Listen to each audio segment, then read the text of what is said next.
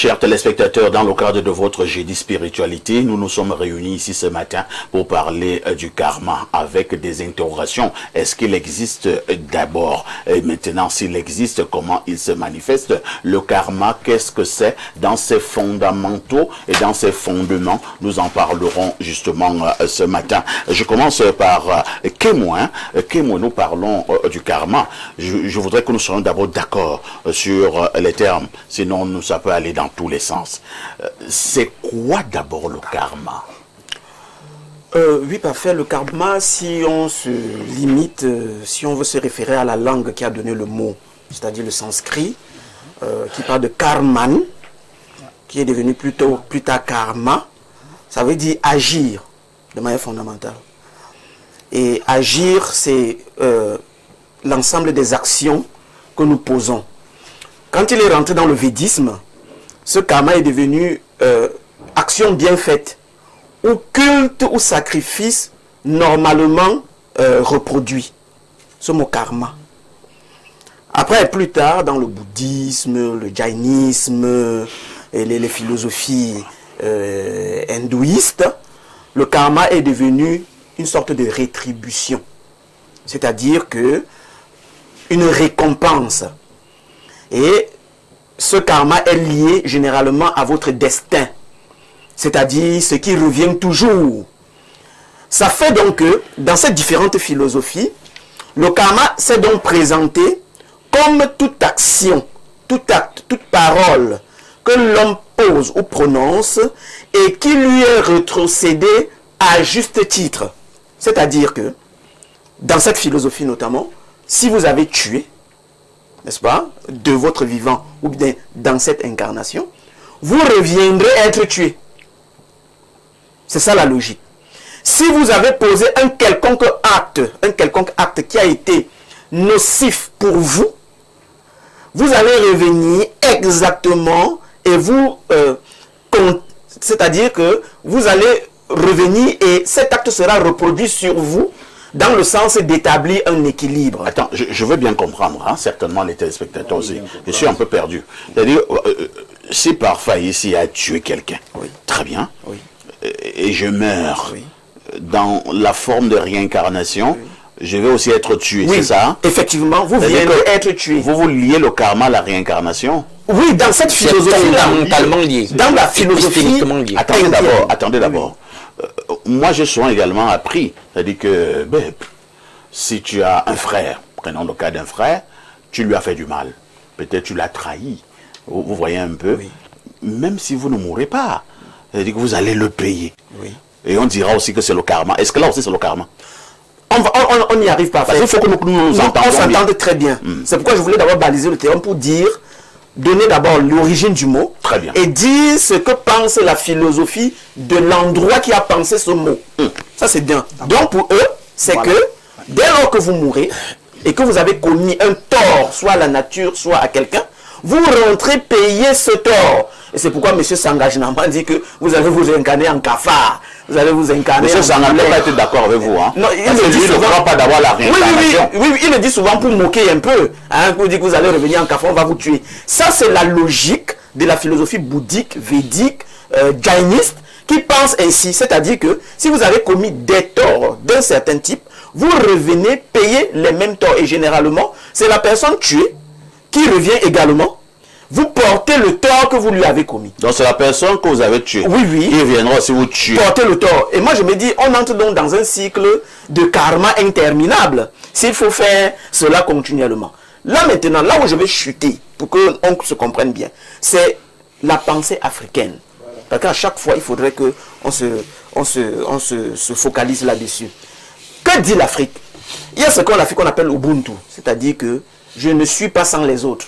Et les autres ne sont pas sans moi. La pensée Ubuntu. Ce qui fait quoi? Ce qui fait que dans la pensée africaine, il n'y a pas la notion du péché. Ça c'est bien. Il y a la notion du bris d'interdit. C'est pourquoi quand vous brisez un interdit dans la pensée africaine, l'interdit que vous avez brisé agit sur vous et agit sur la communauté. Ça c'est bien. Ça veut dire que, comme nous sommes en train de parler du karma, il y a une sorte de c'est-à-dire de rejaillissement de ce que vous avez fait, sur vous d'abord et sur la société. Est-ce qu'on ne va donc pas dire à ce niveau, le karma devient un peu cette figure-là qui voudrait que vous crachiez en l'air et que vous receviez sur le nez? Bien sûr. Naturellement. Et c'est ce que, dans la philosophie africaine, on vous dit, si tu fais du bien, c'est pour toi. Si tu fais du mal, c'est également pour toi. Mais sauf que, dans ce cadre-là, c'est pourquoi vous allez constater que dans les rituels de la mort, on fait toujours le jugement du mort. Dans tous les rituels africains. Pourquoi on fait le jugement du mort? On appelle même les gens à qui il devait. Est-ce que ce monsieur qui est mort là devait quelque chose à quelqu'un? S'il y a quelqu'un dans la foule qui reconnaît ça, il vient. Parce qu'il faut régler ce problème. Parce que lui, il est individu, certes, mais il est individu d'une communauté. Ce qui fait que le tort qu'un parent peut avoir commis peut rejaillir sur ses enfants et peut rejaillir sur la communauté. En bien comme en mal. En bien comme en mal. Ça fait donc que l'Afrique avait donc bien conçu que le mal que vous faites, certes, c'est pour vous, mais c'est également pour la communauté. Parce que, il y a aujourd'hui chez nous, on voit un enfant dire, le père de ce type était méchant. En fait, vous ne comprenez pas pourquoi on dit que peut-être forcément vous êtes bien, mais on dit que votre père était très méchant. Et ça fait donc qu'il y a un certain regard sur vous, même si vous étiez bien. Ça veut dire que l'acte de votre père rejaillit sur vous et rejaillit sur la communauté. C'est pourquoi, dans la tradition africaine, on cherchait toujours à ce que le mort qui part, que ses problèmes, que tout ce qu'il a pu commis soit réglé par les vivants, parce que c'est une collaboration entre les vivants et les morts. Il faudrait qu'ils soient acceptés de l'autre côté et que de ce côté, ils partent avec un certain nombre de choses qui avaient été faites pour que son voyage soit correct. Merci Kemoué pour ce propos qui tient lieu de planter le décor.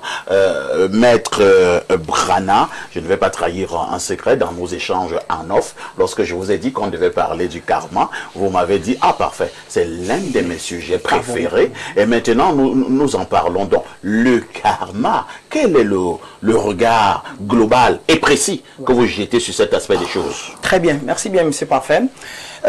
Étant à mon centre et vu ce que j'ai vécu par ignorance et que j'ai subi tellement de choses et qu'avec la découverte de qui j'étais, je me suis rendu compte que tout ce qui m'était arrivé, j'étais la seule cause, mes parents en étaient la cause et ainsi de suite. Mon environnement, mon éducation était la cause de tous les malheurs que j'ai vécu pendant près de 21 ans, sous emprise. D'accord? Et donc ça m'a créé des causes, ça m'a créé une emprise mentale, ça m'a créé une instabilité émotionnelle, ça m'a créé les pertes sur le plan matériel et tout cela était extérieur et c'est ce que je voyais en tant qu'ignorante.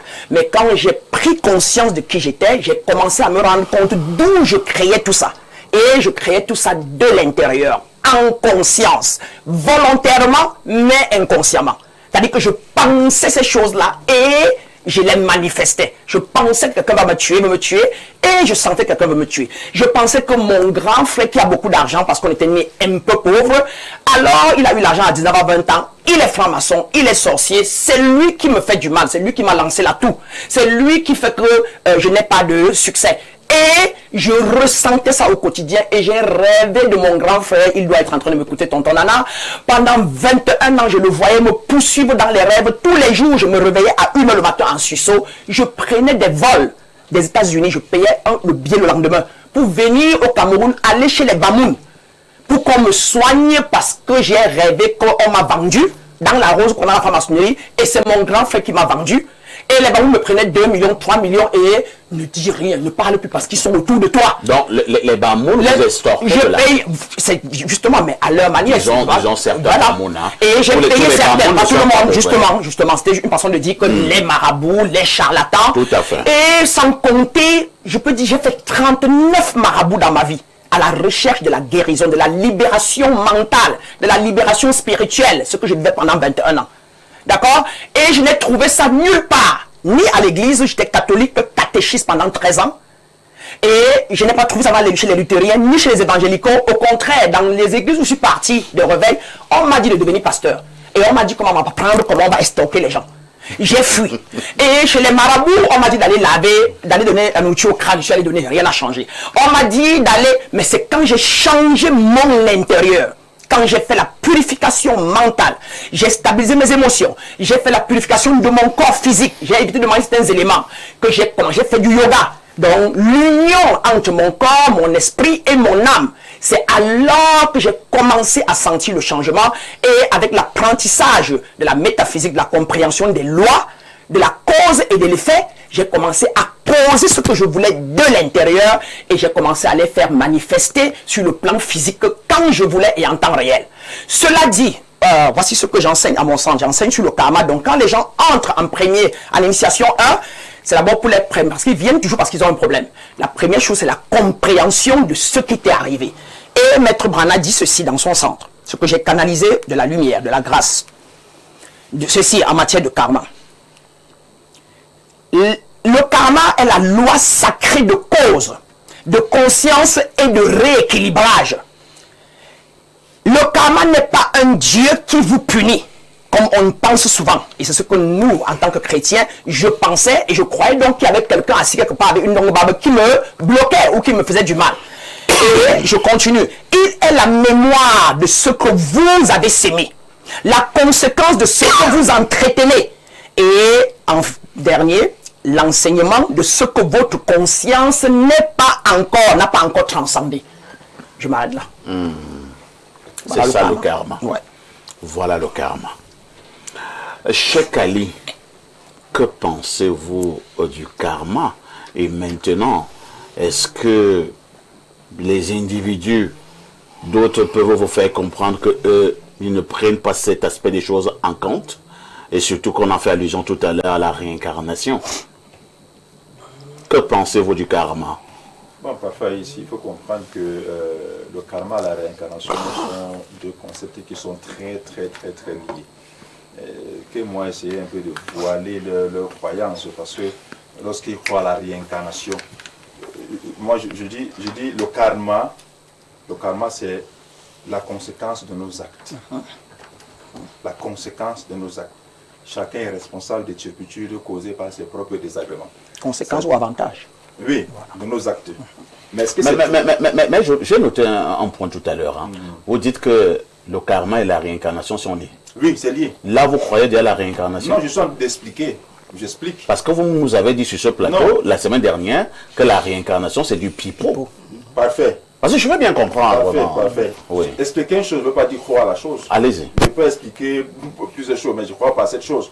Je peux expliquer la franc-maçonnerie, je peux expliquer les traditions, je peux expliquer le christianisme, mais il y a des choses auxquelles je ne crois pas. Mais j'explique seulement. Après, maintenant, je donne ce qui doit être. Allez-y. Donc l'islam. Non. Donc, pas de bêtises, s'il te plaît. Donc, c'est lié dans quelle mesure? En islam, on paie les conséquences de nos actes dès notre vivant.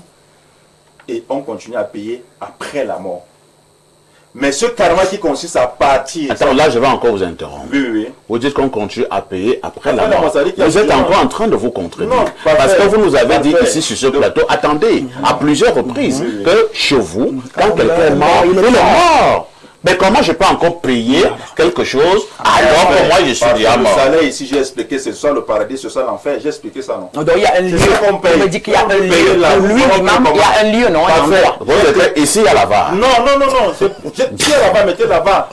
Mettez là-bas. Vous avez dit quand on est mort.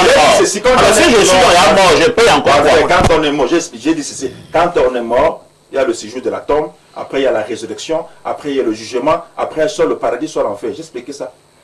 Et quand on dit karma, c'est la conséquence de nos actes. Ça veut dire quoi? Ça veut dire que si j'ai mené une vie en désaccord avec mon Seigneur, la conséquence c'est quoi? C'est l'enfer, c'est ça le karma. Si j'ai mené une vie en accord, en phase avec mon Seigneur, la conséquence c'est quoi? C'est le paradis. C'est ça le karma. Mais là, il y a une compilation de karma qui voudrait que tu ne vas pas en enfer, tu ne vas pas au paradis, mais tu reviens sur terre.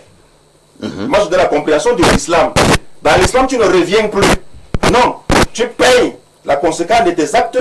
Ta destinée, ce soit le paradis, soit l'enfer. Mais les autres disent que tu reviens payer sur terre. Ça veut dire qu'il n'y a pas de jugement. Or, c'est contraire même au principe de leur croyance. Parce que selon le kémitisme ou la croyance égyptienne, on ne revient plus. La réincarnation n'existe pas. Parce que dans la croyance kémitique, quand quelqu'un meurt, on le juge. On pèse son cœur sur une balance avec une plume. S'il a été désobéissant, s'il s'est mal comporté selon la marque, on détruit son âme. Mais si c'est bien comporté, il continue sa vie dans le séjour des morts. Ça, c'est la croyance égyptienne. Mais la question qui consiste à revenir pour payer des actes. D'abord, si on leur demande que, bon, Tolp Oulela, dans sa vie passée, avant celle-ci, il a commis quel acte pour venir payer maintenant? Peut-être Tolp à l'époque, c'était un tueur. Pourquoi tu penses seulement Un ce genre vampire, d'exemple? Tu vois pas qui était président, Non, qui parce était que gentil. Pourquoi tu ne peux pas dire que Il était gentil. à l'époque c'était un président de la Que la République? Non, si Il le était gentil gentil. ne vient plus, selon le principe de karma. Non, c'est pas Tous les présidents ne sont pas gentils. Non, non. Parce que, écoutez, si on prend un bon exemple, s'il était gentil, il ne revient plus. Pourquoi ce qu'on appelle la roue de Samsara? La roue de Samsara, c'est quoi? C'est la naissance, la mort, la renaissance. La naissance, la mort, la renaissance. Jusqu'à ce que, quand tu auras pu, tu t'aurais purifié C'est ce que de tes péchés, je fais aujourd'hui. tu sors, tu ne reviens plus. Oh, c'est une Quand croyance, il y a lumière, c'est tu ne une reviens croyance plus. qui met en cause le jugement, la justice.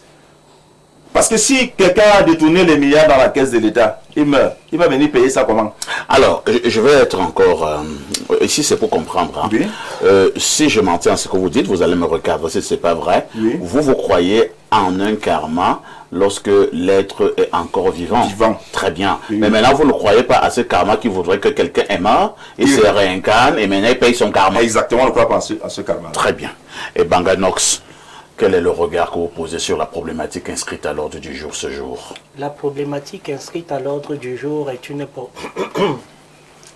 problématique vraiment ô combien importante, significative, déterminante même, pour comprendre tout simplement la vie, les lois qui régissent les mécanismes de la vie. Le karma, je ne reviendrai plus au niveau des définitions. Ils ont su très Tout à bien fait. les définir. Moi, je vais évoluer.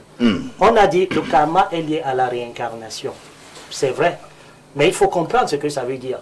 Ça ne veut pas dire que tout acte qu'on pose, tout karma, forcément, va le payer dans une réincarnation. Il y a des actes que vous posez ici aujourd'hui, dans une semaine, vous payez le karma. Bien sûr. Il y a aussi d'autres actes que vous pouvez payer, poser, mais qui sont tellement lourds et qu'il faut, par exemple, une autre incarnation pour vraiment l'épuiser. Ça, c'est d'un. De deux. Ce que dit Maître Brana, qui parle de l'autoréalisation, ça existe. Mais est-ce que c'est possible en une seule incarnation? C'est pas possible. Hein?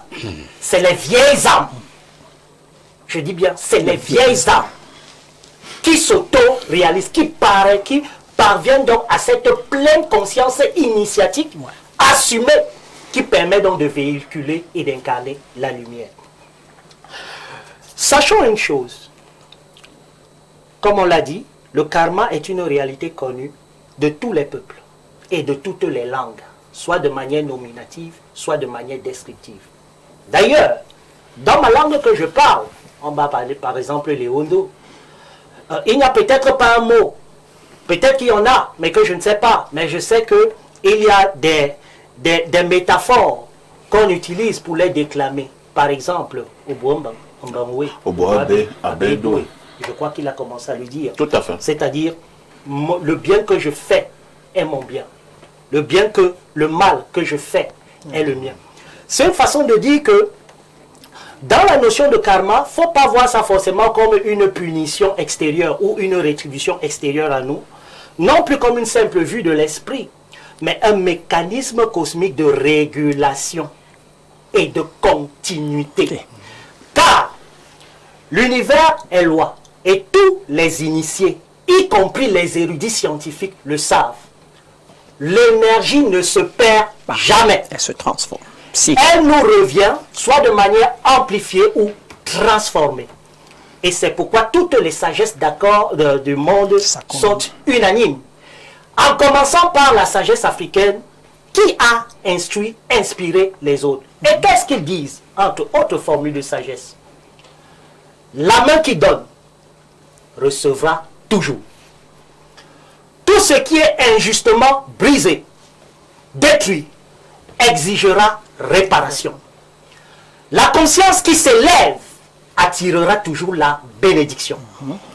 Le sang violemment versé réclamera en retour un autre sang en guise de compensation. L'effort, tout effort fourni mérite la reconnaissance ou la rétribution. D'où la formule, l'ouvrier doit mériter son salaire. Qu'est-ce que cela veut dire? Ça veut dire que dans l'univers, nous fonctionnons dans un monde qui est régi par des mécanismes de la nature, qui veut que même nos désirs, nos pensées, nos émotions, nos paroles les plus enfouies finiront toujours, tôt ou tard, par nous revenir et devenir soit les fleurs ou les épines sur lesquelles nos pieds marcheront.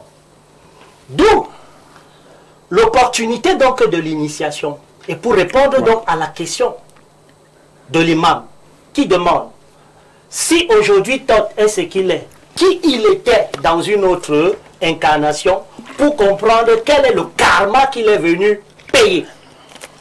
Bah, justement, le travail initiatique, c'est de retrouver la mémoire, la conscience, qui nous permet donc de nous relier à nos incarnations passées pour trouver les fautes que nous avons commises et quel est le mécanisme à travers lequel nous allons les épuiser. C'est ça l'initiation. Hein?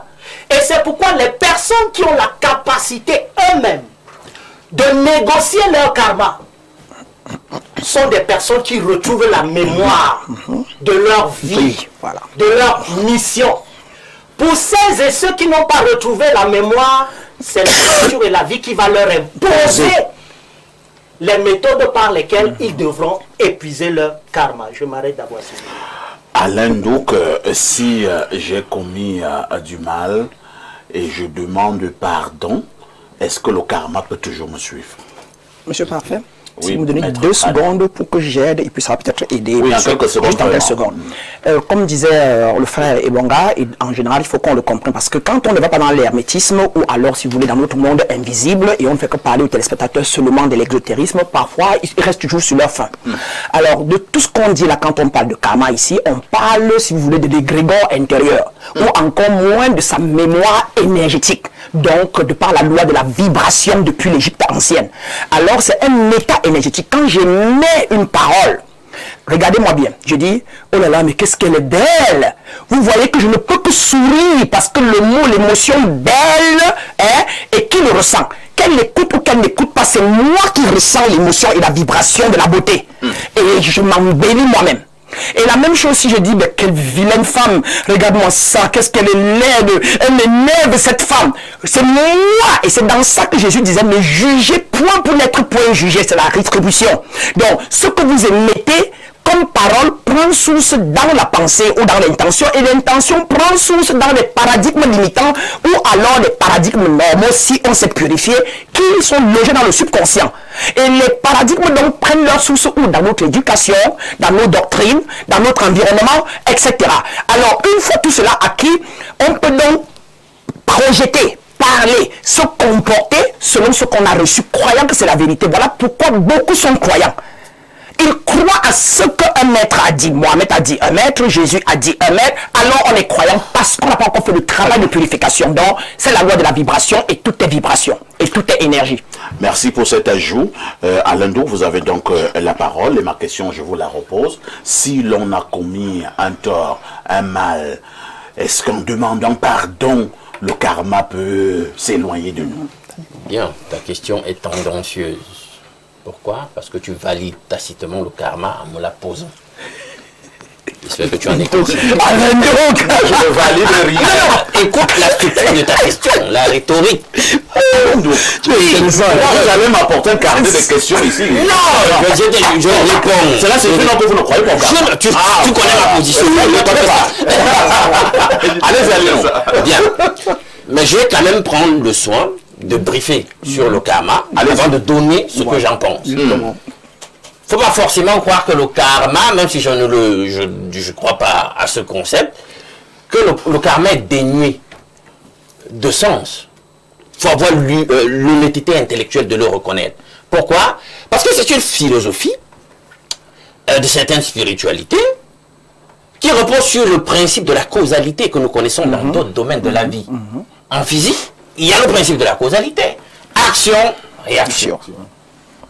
Et le principe de la causalité, on peut le retrouver dans diverses sphères de la vie, dans divers aspects de la vie.